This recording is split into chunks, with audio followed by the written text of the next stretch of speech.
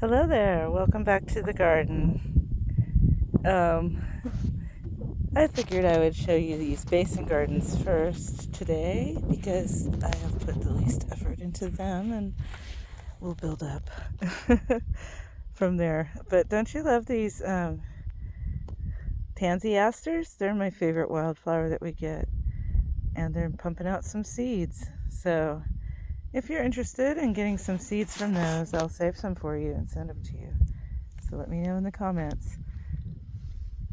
The asparagus has loved this bed their first year here.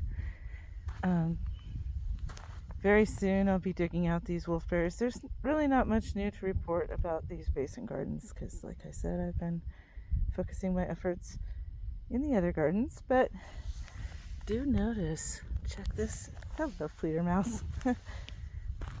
The soil is changing here.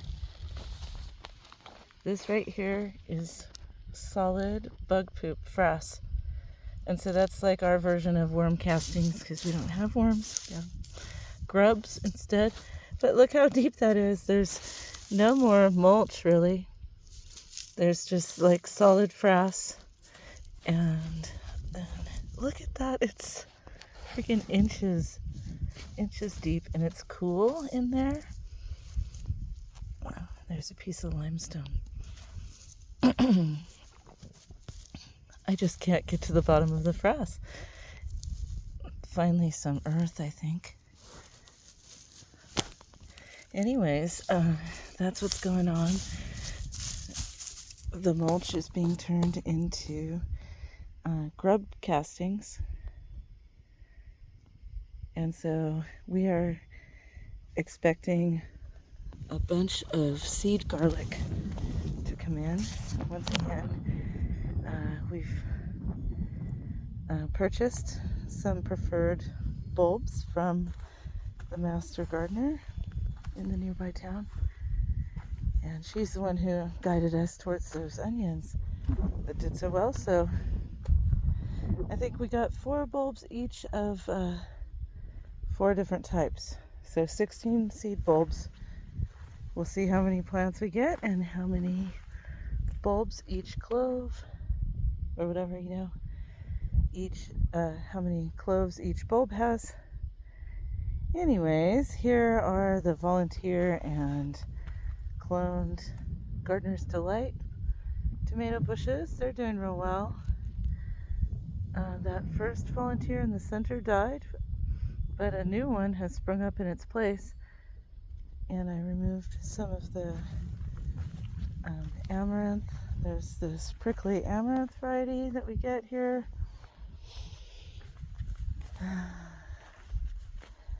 There's some more Gardener's Delight, and the sudden death,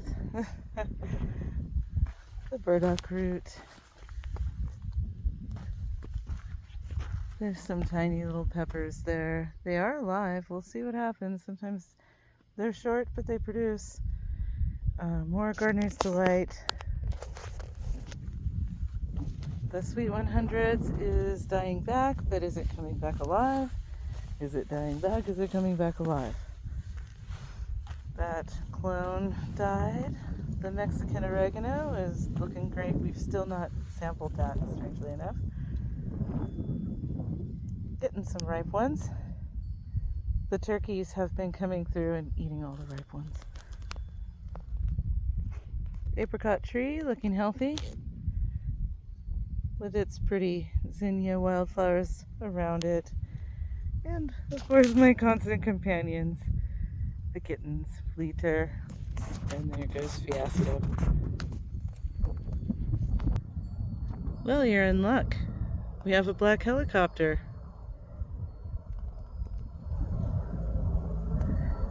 I can't tell if I have it in the frame. Yes, there it is. We get black helicopter flyovers on the regular here. It's kind of weird.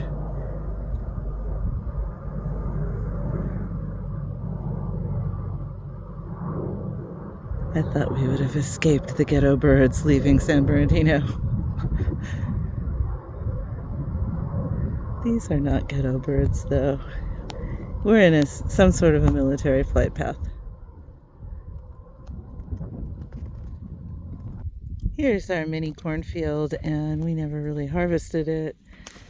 It always had such a tough time. I'm sure it's gonna all be animal feed now, but at least we grew something here. There was just a manure pile kind of heaped up against the rabbit fence here. But there are corn cobs on there, and then there's bean plants in between. I've harvested and we ate about a quarter pound of beans so far, which is pretty pathetic considering it was one of those quadruple packs of seeds that I planted. And anyways, there's more growing. And now that the rainy season has returned, we've been getting rain every week or so, I'd say. So we had rain a couple, 3 days ago. See, look at those. Anyways, everything just gets so much happier. This cucumber, I know it has a cucumber on it.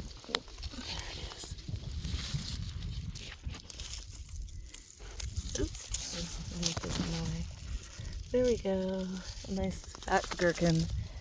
I guess they were gherkin seeds that I propagated at the old place and brought here, not Market More. And then this buttercup winter squash is trailing outwards. This zinnia is so pretty. My shadow's messing it up. I'm gonna go inside the rabbit garden and show you stuff. Leecher Mouser. She's such a love bug. I'm still outside the rabbit garden, but there is a buttercup squash. Pumpkin. That's going to be pumpkin number 9, I think. Yes. It's small, but it's heavy. And it's getting its dark rind. These are so sweet and creamy. Great pie pumpkins. Even though they stay green. Cats are a big reason why I get no beans. They flop on the crops. So here's kind of an overview of the rabbit garden. This banana squash finally has some female flowers on its tips. And as you exit the RV, this is going to be the entryway. We still have not dropped gate posts, because that's probably going to take the auger. Well, that's what we were hoping to use the tractor to do. Anyways, the willow trees are looking great. And these plants under here from last year's winter pasture mix, they all went to seed. So I'm hoping those will propagate. And then I've been going down this line and I've been planting a cover crop mix for the winter time. Hi, Hui. Here's what I'm planting where the sunflowers are going to seed. Some remaining sunflowers from my stash from San Bernardino. And those are not likely to flower before frosts hit. Our first frost date is October 15th, so no chance of that. However, they will send a living root, and we'll cut them down green for animal fodder. But there's definitely, the brown ones are daikons. I can't remember what the black ones are. They came from Extension. And then there's, I think, 3 types of clover, and I'm hoping that there will also be alfalfa going in. Coming in on this front step, you can barely walk. The tansy aster has bushed out so much. Yeah, but so these have gone to seed. I'm in my shadow's in the picture. Yeah, see the alfalfa's gone to seed. So I've been opening that up and putting it in with the mix.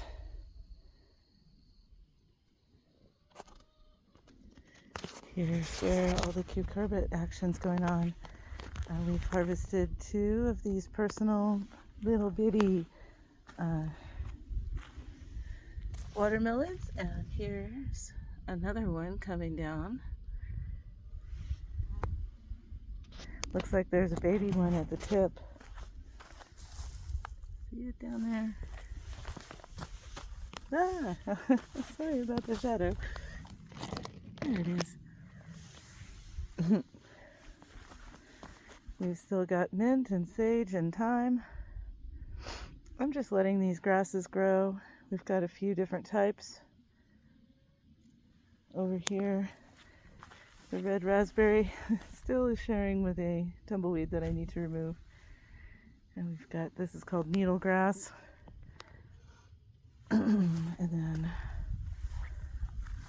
over here, the comfrey is barely alive.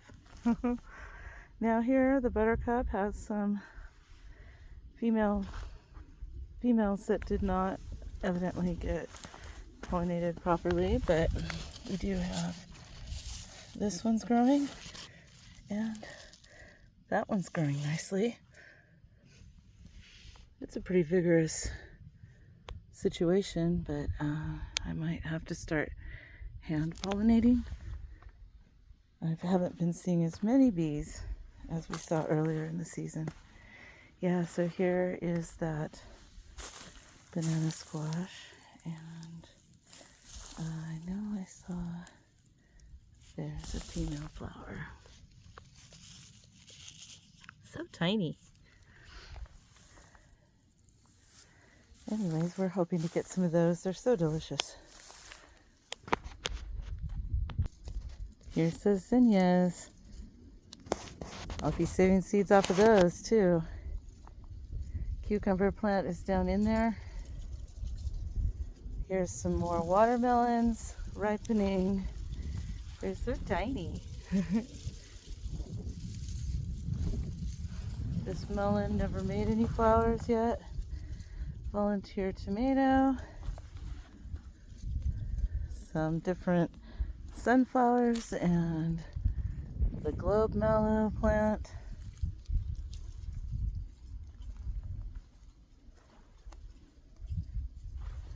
Going to seed over here. The water gets nasty pretty rapidly. This patty pan decided to turn yellow. This crazy plant is still pumping out weirdness. And it turns out that, yes, these, I think, there's some on that side. Let me try and show you. Over here, we took one big one from this guy, and I think that is a gray zucchini. That's from Native Seeds. Oh, and there is a white acorn squash down in there. There it is. Oh, I think that's a pumpkin too. An acorn squash. Nice seed head on this guy. Lots of patty pans coming off of these plants.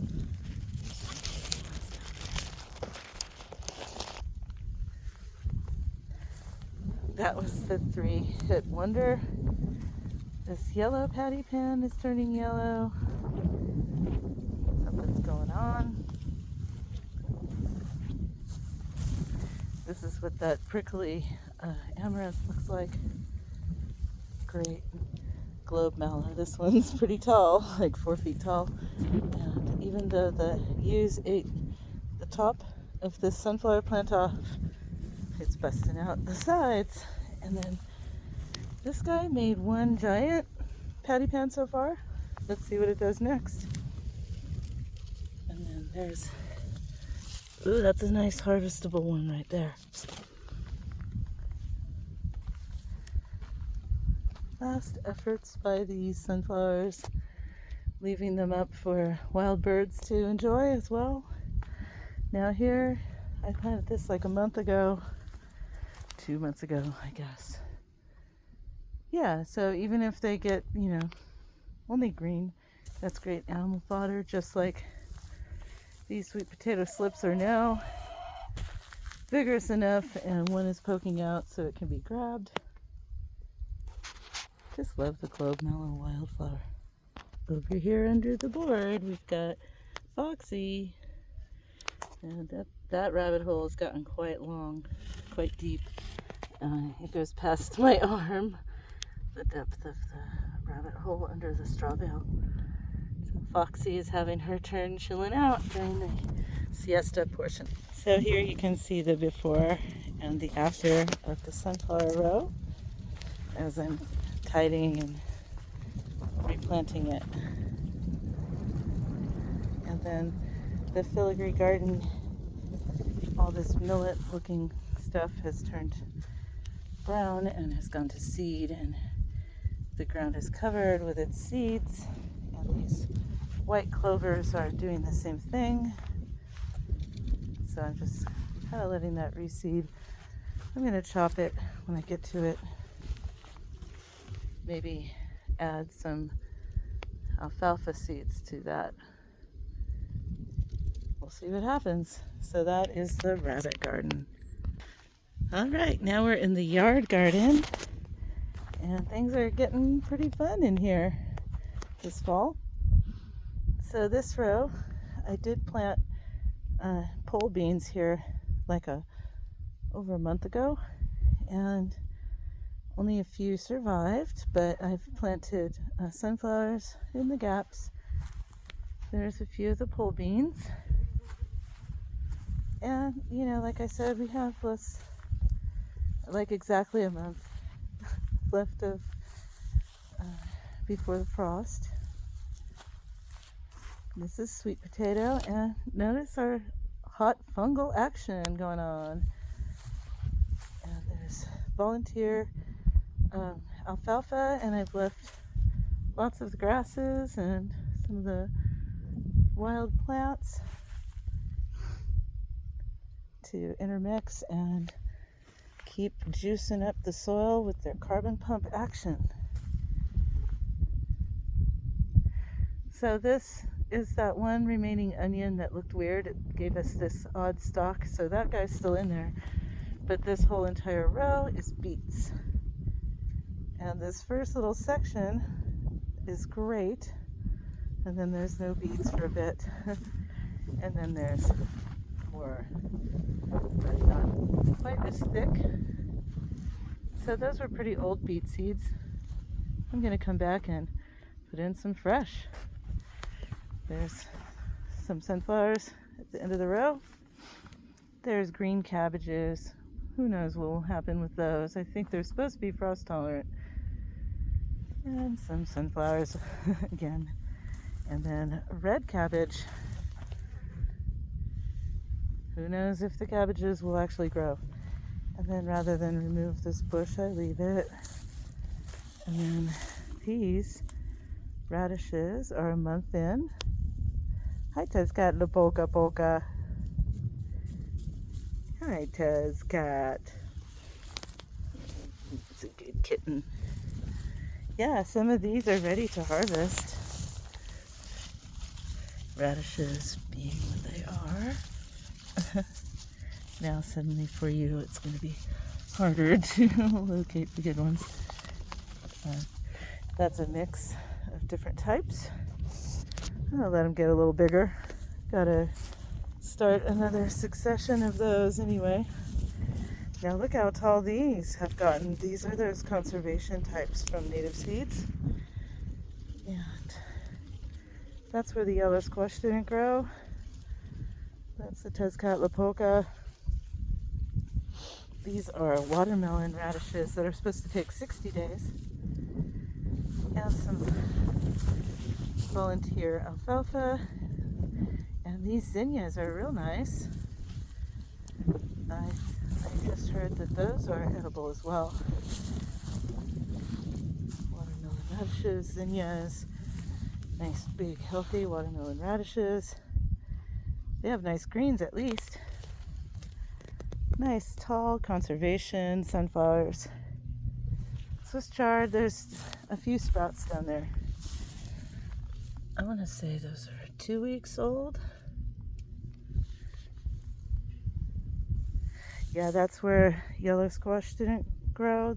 That yellow squash was a dud. Yep, just alfalfa holding a spot there. And then these are the gray zucchinis.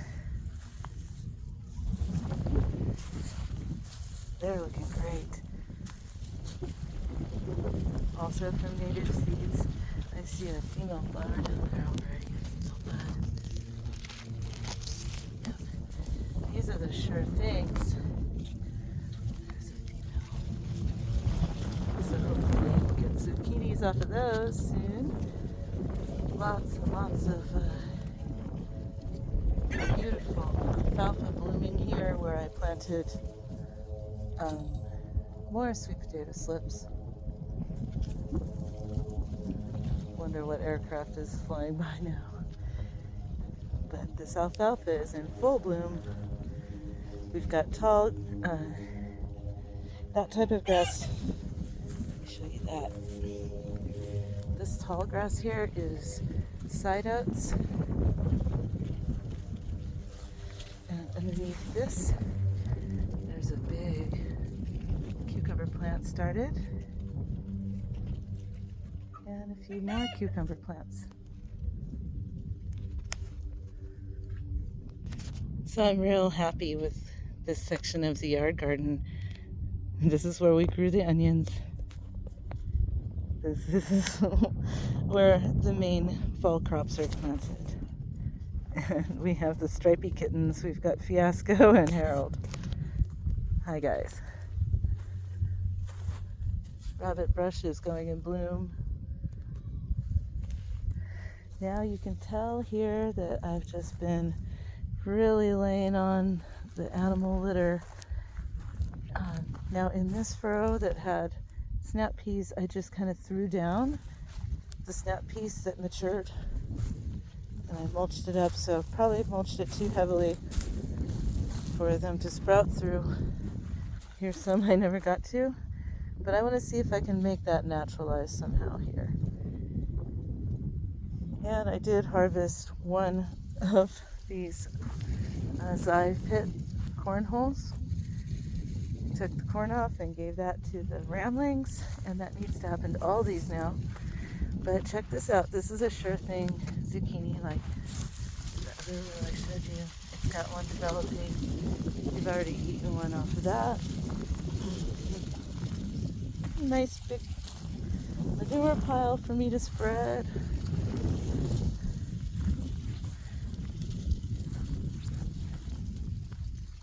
Another manure pile. So here's one that I've actually distributed a little bit. There's another squash growing in there. It's got a female down in there. Hi Harold. This one's been very productive. We've had 2 off of it. Good sized ones. Looks like it's gonna make some more. And the tomatillos, holy cow. We got 1 pound so far off of those, that we had a nice squash and tomatillo, onion, garlic, and rabbit, all that we grew here on the farm. So I like to come through here and I just lift up the arms of the tomatillo, and whatever naturally falls off, that's what's ripe. Beautiful globe mallow. There's a volunteer daikon, and I spread seeds from it all over the place. We'll see what comes of that.